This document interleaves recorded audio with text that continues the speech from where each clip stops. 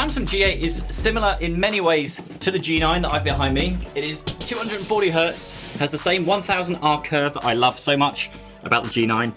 Similar inputs, familiar interface, and price that's also very, very familiar too. So what makes the G8 better than the G9? Actually, I've just discovered I'm really not that great at multitasking. So I'm gonna unbox this, get it set up, and in just a few minutes, we're gonna carry on. A few moments later. The answer to that is, of course, resolution. Now with the 49-inch G9, we had 5120 by 1440 resolution, which size-wise is kind of like having two 27-inch screens next to each other, like side by side. Whereas on the G8, we have a single 32-inch panel, but a true 4K resolution of 3840 by 2160. So you do lose a little bit of resolution around the edges, but what you do have is squeezed into a smaller viewing area, and what you lose at the edges of the screen, of course, you gain in height. So this monitor is ideal for those of you who want the highest quality image at that full 4K resolution, but at the fastest refresh rate of 240 Hz. Though something I will mention right now is that for you to actually hit the 240 Hz refresh rate at 4K resolution, you're going to need a very, very beefy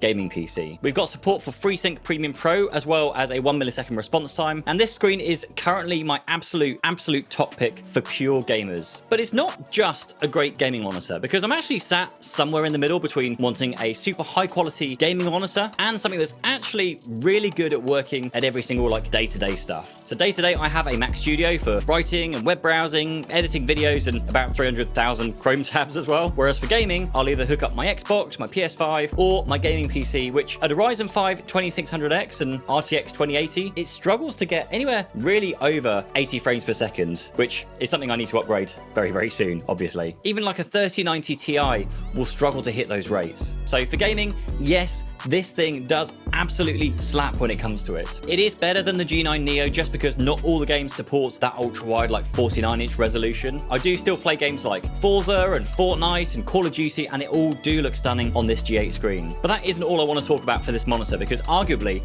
the largest amount of my time with this screen has been spent on productivity. Day-to-day use for like email, browsing, editing, watching YouTube. I guess most people would just call it work. Now, first thing I will say is that you do definitely notice the increase in resolution to 4K. Back on the G9 Neo, you could like pixel peep fairly easily if you got close enough, but over on the G8, it's a lot better. It's definitely not Apple Studio Display quality, because that's a 5K panel and has 5120 by 2880 squeezed into a 27-inch panel, but it is a noticeable improvement on the G9. Text looks clearer, the windows themselves just look sharper, and combined with that refresh rate, it just feels so much nicer to use day to day. The G8 also comes with a matte finish and an anti-glare coating, which does work really, really well. You can't see any of the lights that are really behind the camera here. And considering I work right next to a big old window over here, I never have an issue with glare with the G9, so I'm thankful the G8 is the same here. And even if it did, the screen goes really bright. So even in the brightest environments, this thing is still very, very easily visible. This is a like half brightness, if that, right now. Now this is partly down to the fact it's a quantum mini LED panel, and that means that this screen has 1,196 local dimming zones, where it can dim like the tiniest part of the screen to really make the blacks look black and the bright areas shine as well. And what that means for you, of course, both in gaming and when watching like video content, is that everything feels way more immersive. When you're watching a really dark scene, the dark areas are actually dark, and with no light behind them like you see on other panels, it just makes for this superb viewing experience, regardless of what you're actually using this for. Even the 1000R curve, I really like it. I know it's not to everyone's taste, but essentially the 1000R curve matches, or supposedly matches, the curvature of your eyes, which means that the screen is supposed to be the same distance away from your eyes, meaning that it works perfectly with like your peripheral vision and keeps every detail of what you're looking at in like the correct perspective. Now this was way more obvious on the 49-inch model, of course, because it meant you didn't have to lean side to side to see the far edges of the screen. It's not as noticeable on the G8 because of course it's a smaller screen, but it does still feel very comfortable to use, in my opinion. Whew, it's getting very, very warm in here. Let's talk about the stand now and how to mount this thing. So the G8 does come with a stand, and this is, in my opinion, a bit of a step down from the G9 stand. Now with the G9, there is a bit that folds out so you can mount your headphones. No one really uses that at all, but it did have some built-in cable management, whereas this one doesn't, and it just has this kind of clip at the bottom where you can clip in the cables, so not as good. But as I always like to do, I don't like stands because those legs just interfere with the desk space, because they do stick out quite a lot, and it also makes it fairly limiting in terms of positioning the screen as well. So instead, I called on my friends at Ergotron to send out a new monitor mount that can hold this display, and they said they would, but then they didn't.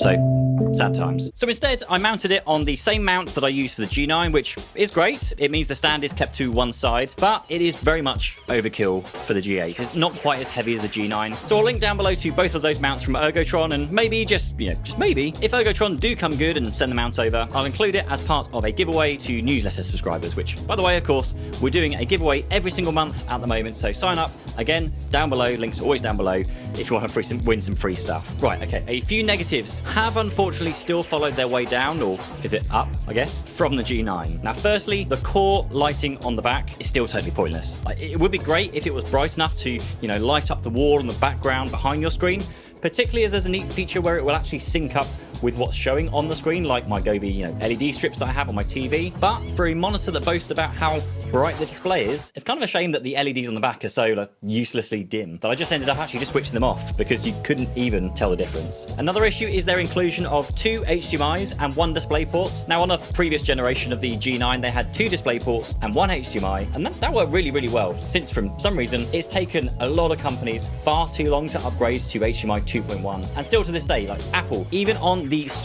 Mac Studio that I'm using now, still has only a single HDMI 2.0 port, which basically forces me to use one of the Thunderbolt 4 ports with the Thunderbolt to DisplayPort cable to be able to get above 60 Hz. And for me, that's a decision that I'd rather not have to make, because either now my Mac gets the faster refresh rates or my PC does, since my PC also, even with an RTX 2080, only has a HDMI 2.0. It's kind of just a bit stupid. Also, for the missing features, there is still no included KVM features, even though there are 2 USB ports for hooking up your peripherals, and you can't use one keyboard and mouse across multiple machines. Even though you can do picture-in-picture, not picture-by-picture on this screen though. You do have picture-by-picture on the G9, you only get picture-in-picture on the G8. So for now, you have to stick with something like the Logitech MX Master 3S and maybe the MX keys, and use Logitech's Flow software to move between machines. Okay, so updates. Now, after using this thing for about a week or so now, and it is pretty awesome. I absolutely am loving the high resolution. The screen definitely looks less fuzzy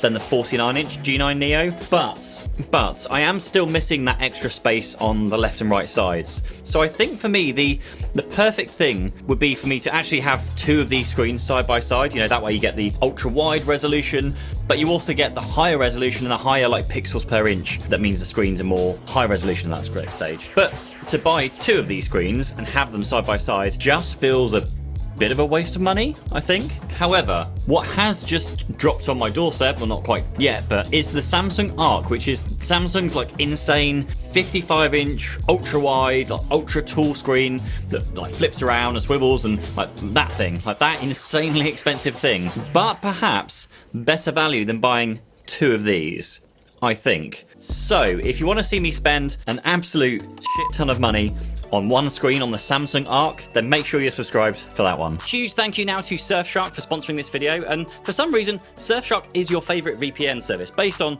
the number of people who are signing up using my link and getting 80% off down below. So I'll just have to trust you guys on this one. But jokes aside, Surfshark can help you securely and privately browse the web. So whether you're browsing from a coffee shop, an airport lounge, or perhaps even your work, nobody can see what you're up to. Now, it also blocks ads and malware, so reduces the risk of getting you hacked and lets you work around content restrictions to stream your favorite shows no matter which country you're accessing it from. Now, I do use Surfshark myself when I'm out and about, normally when I'm working from public spaces where I just don't trust their Wi-Fi, because it's so easy to fall for things nowadays. All of that comes for less than a Starbucks coffee each month, and with a 30-day money-back guarantee. If you don't get on with it, of course, you can just get your money back. So it's well worth taking a look at. And let me know if you have any questions at all about this screen down in the comments, and I'll do my best to answer them. Next up, go and check out what you might be missing out with upgrading to the G9 Neo, and I'll see you in the next one.